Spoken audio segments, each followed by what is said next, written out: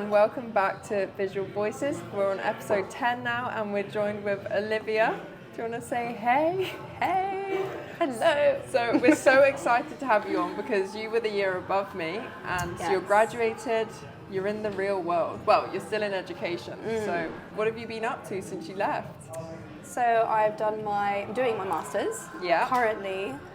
And is that in photography as well? In photography. Yeah. And I'm really enjoying it. My time there is brilliant, making a new body of work. My new body of work is based around my identity and the sense of belongingness that I'm searching for, where I kind of fit in. Where I fit in. Yeah. So yeah, that's where it's going at the moment. And your final project that we got to see here last year, that was also exploring sort of similar themes of identity? It was exploring grief and how loss can really affect somebody. Also, it's kind of based around how we deal with it, in a sense. So how I dealt with it is, yes, I communicated with people, but I also used photography as my form of processing it. So weaving, I looked on loads of articles, and predominantly most of them, they said that most people, without even realizing, we all use creative forms to help us process grief. Yeah. So with weaving, that helped me a lot. So I just spent all my time weaving and writing, and just music as well also really helped me. So I kind of found music that helped me to that made me feel like it was, I don't know how to explain it. Like connecting with that person? It was like, I felt like I felt a sense like they were stepping into my world. Yeah. Like they knew how I was feeling, sort of thing. So I liked that. Yeah. I think that's really relatable, and I know I personally did a project on grief back in first year for me, and I remember just the process of getting to take those photographs almost gave me a sense of closure that I couldn't get from something else, and also just a way to really connect and be in those feelings. Do you find when you're working on a personal project that is, immersing such vulnerable parts of yourself, how do you find that process? It is difficult because it's in a sense, anyone can see what you're making. Anyone can kind of step into your little world that you have. But also I feel like exploring that, because it's not really seen very often in photography. I feel like myself, personally, I don't really see many things about grief, about loss, and how the aftermath of that and how that affects somebody. So for me, I wanted to explore that. And I don't know, in a sense, for me, with the grief that I felt, it was very extreme. I didn't know how to cope with that, in a sense, because losing a parent is a lot more scarier, because you're stepping out in the world. You normally, when you step out in the world, you want your parents to be there, to support you, sort of thing. But when you haven't got that, it's I have to make the decision on my own. Yeah. What do I do? What would Mum have said? So it's so it's kind of I'm learning that on my own. Yeah. Which is difficult, but I think nearly 3 years apart. So now it's more of a fact that I haven't gotten over it. I just learned to deal with it. I cope with it in a different form. So my photography is what helps me. Yeah. But now, as my project is moving along, it's now changed. It's now coming to more about myself rather than the grief. It's more about my identity, how I don't really feel I don't know who I am, in a sense. So it's kind of I'm exploring the people around me that have given me a lot of help, reassurance, validation, things like that. So that's where it's going. So. Yeah, thank you. That was a really nice, honest insight. I'm interested how you feel when exploring a personal topic, and it's quite vulnerable. You're really giving it's almost journalistic what you're showing. How do you find that in an academic context? So when you're turning up to a seminar and you've got these images that, you know, have such deep meaning to you, like how do you find receiving criticism about that? 'Cause some people can quite struggle. Yeah. For me, like it depends. If they're saying something like, oh, it's not good, it's rubbish sort of thing, like then I would be upset. Yeah. But all the criticism that I get, it's like, oh well, it's great, the work that you're doing is good, but could you do this better, or could this be different? Then I'm like, okay, yeah, no. Then I sit back and I'm like, yeah, actually no, yeah, they could be right, you know. Yeah. And then I reflect on that. Then I make sure that I write about those things, write about every single conversation I've had, every single insight that they've given me, any information, any photographers, any research that could be useful. That's how I process it. I don't get upset about it. So you're graduated. I'd love to get some advice for our year group of how to figure out what to do next. At what stage did you figure out, yes, I'm going to go and do a master's? And how did you reach that conclusion? Was it a straight path? Was it a wobbly one? I knew straight away. I knew when I even started my undergraduate, I knew what I wanted to do. Yeah. Like I knew I wanted to keep going with my studying because the best part of my life so far has been studying education. It's so important, and to explore your practice more, because sometimes when you step into an undergraduate, you don't know what photos you want to take, you don't know what project you want to do, you kind of feel a little bit lost in the first year, like I've come to here, I'm in Nottingham, where am I going to go? What am I going to do? Just trying to settle in that first year. So in first year you are very like unsure about what you're going to do. But then as the time goes on, then you realise, okay, you sit on it and you think, okay, I know what I want to do. But some people are very unsure as well, but I knew what I wanted to do. I think futures, that was very useful for me. Yeah. Because I kind of realised, so at the beginning of undergraduate, I wanted to be a director of photography, which is in the film industry. Yes, that's like the role that I've got idolised in my head right now. Yeah, that's what I wanted to do. And then when I got into third year, it then changed. Yeah. Because then I was like, do you know what? I don't really know if I'll enjoy it. Because I love making things, but I also love to teach people. I love like showing people my work. I love hearing other people's work and how I can help them and how they can help me. So it's like, I was just like, you know, I want to be a teacher. Yeah. But then I thought, well, I don't want to do like primary school or secondary. I want to like be on the same, like I want to do like university level. Yeah. Because then by that time when you go to university, predominantly everybody knows that they want to do like their subject that they've chosen, that's what they want to do. Sometimes people are unsure, but when they pick a subject, that's the one they want to stick with, yeah? So it's like, I picked that one, so I was like, I want to do photography, but I did a foundation diploma first. Okay. To make that decision, because I was very unsure. So is that what I did that first. Yes, so before the degree? Yes. And now you're on a master's? Yes. And then next stage is to do I have to do a teacher training thing first, and then be a lecturer. So I have to go through all those processes. And I can't just jump in. Remaining in education, which is where you're happy and love it. I'm happy. I love it so much. I love looking at people's work. Yeah. I love hearing about all the stories. Yeah.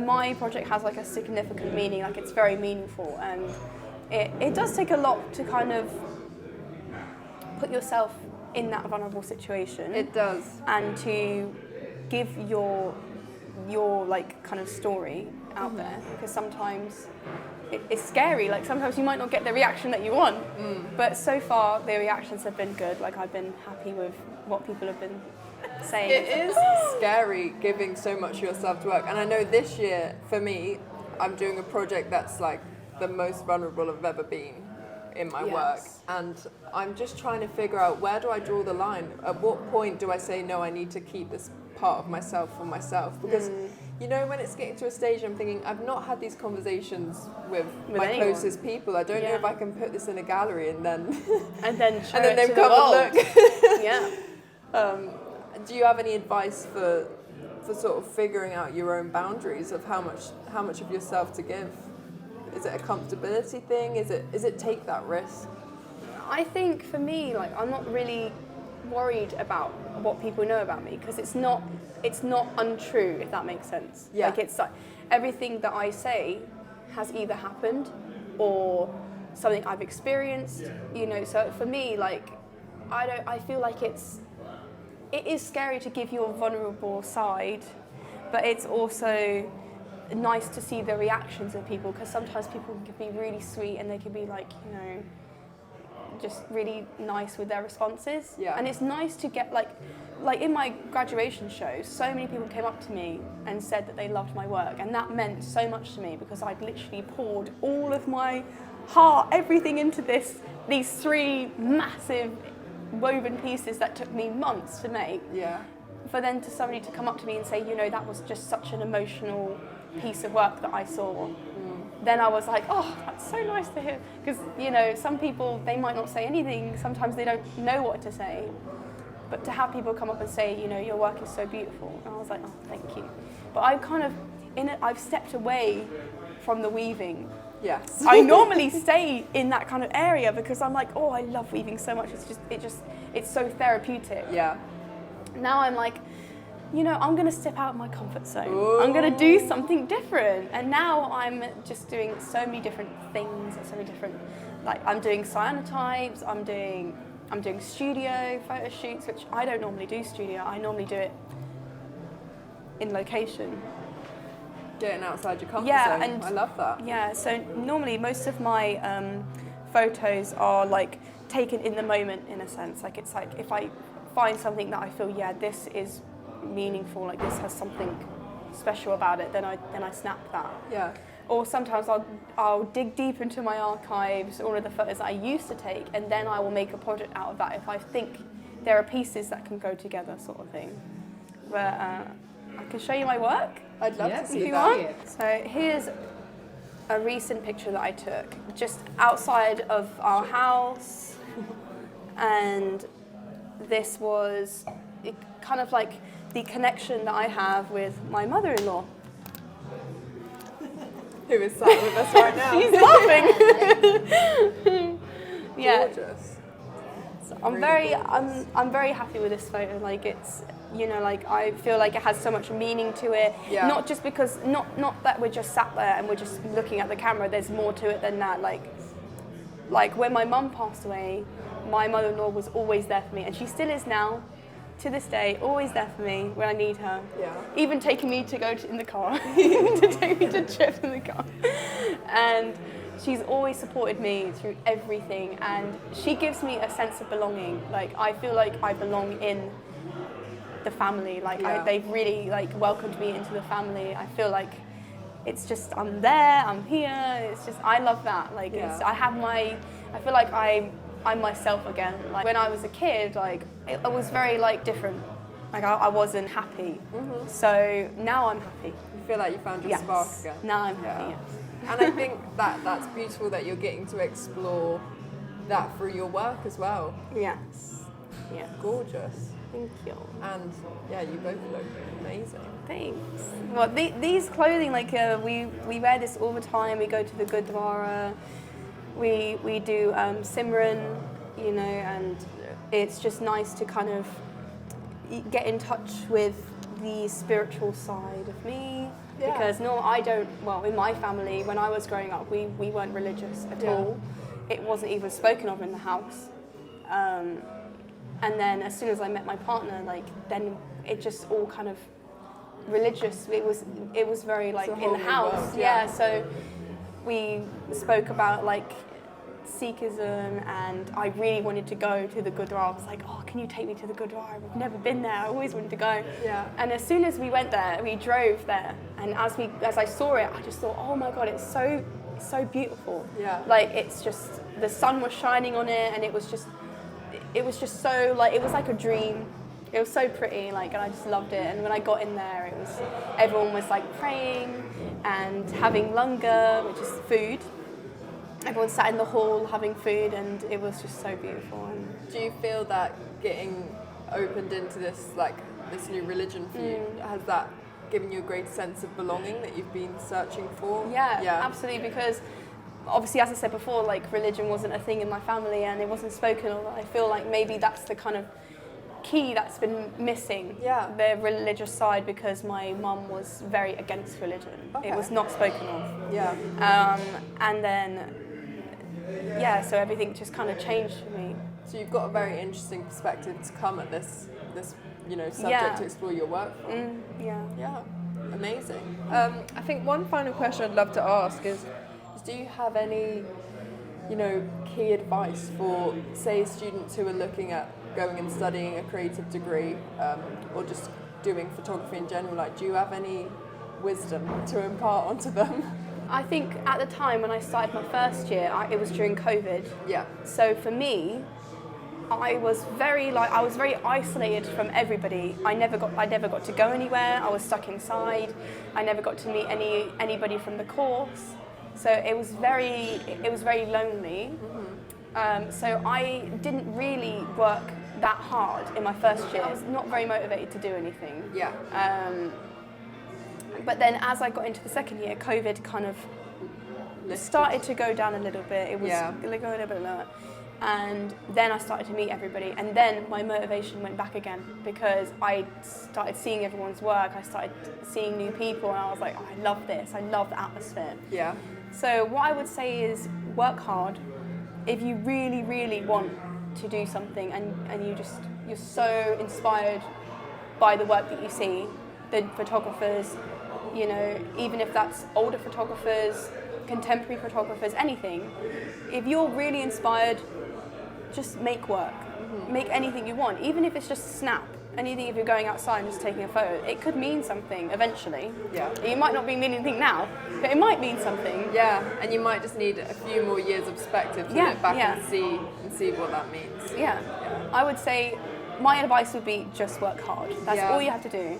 I think as well, I mean, we just finished working at Open Day today, and a lot of the conversation I was having there was like concern over, how many hours they're going to be in, etc. And I was saying to him, like, I really think that like half of it is just showing up, because it's when you're in that you're having those conversations that then you're growing from. Like, if I wasn't in and around, like in the creative buildings, I wouldn't be bumping into people and having these conversations. And then like that's where I'm getting those like light bulb moments of just from I think even turning up as well. Yeah. Because sometimes you don't really feel like getting up and going outside, and you just want to kind of be in your own space. But getting up and actively going outside and going into these study areas is good, because then you feel like motivated to do work. If you're stuck inside, there's no motivation. Yeah. Going out, looking at our surroundings, then going to do work is nice. It is really nice to go out. Is there anything you do particularly to like decompress outside of photography? So, like, is there anything? I mean, I guess religion now is something that maybe you use as a tool of. Yeah, I would say music is definitely something that I love to do in my spare time. Yeah. Is that listening to or playing or? Listening to it, but also I used to sing when I was younger. So wow. Yeah, so I just do a little bit of singing every now and then. I don't let anyone hear me sing though. I love that. Honestly. Dang it. I've always wanted to be able to sing good. It doesn't stop me. I sing all the time, but not good. Sing in the shower. Singing in the shower, singing in the car. Yeah. Favourite pastimes. Anywhere. Lovely. Well, thank you so much.